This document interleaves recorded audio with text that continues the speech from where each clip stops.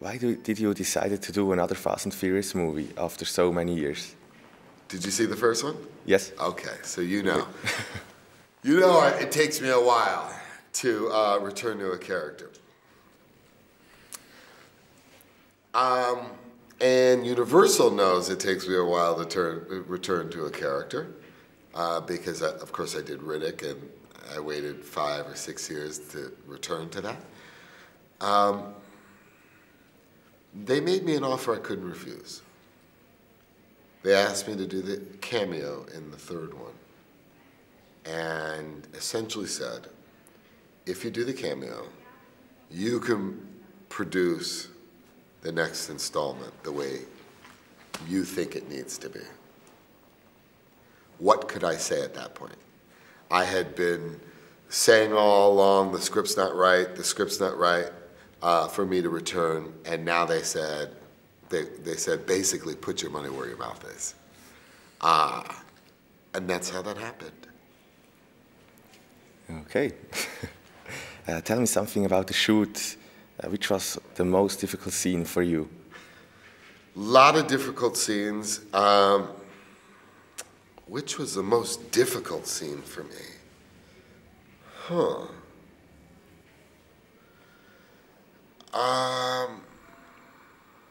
Well, that's a stunner. I got to think about this because there are probably going to be a lot of people asking me that question, huh?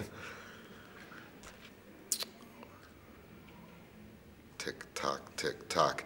The most difficult scene for me to shoot was, there was a lot of baking. It was very, very hot in Magdalena, Mexico. And you know about my car, it's a heat magnet. There's no AC in that car.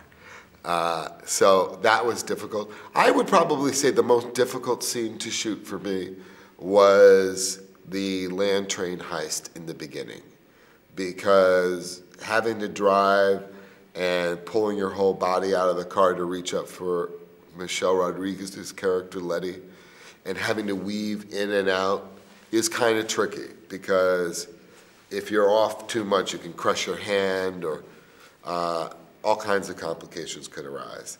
So that was tricky. Okay, and what about your own cars? Have you got any customized like in the movie? Well, I had to steal one of those Chevelles from the set. One of the perks, I guess, of being a producer. And on a day-to-day basis, because I just had a baby, I find myself in an SUV usually. So I'm more often than not in a SUV rather than a racing car. Okay. And completely other question. I'm from Switzerland, and you have a lot of fans there. Did you ever think about a Fast and Furious movie in Switzerland? Maybe the streets in the mountains? Could you imagine? Very good question, Simon. And since you asked that question, the direction for the next installment of this movie takes us to Europe and could very well take us to Switzerland. And just because you said that, for all the fans in Switzerland, they will be able to thank you, Simon, for putting that bug in my head. So when you see the next installment, if we are racing through the hills of Switzerland, you will be able to take credit. Okay, great.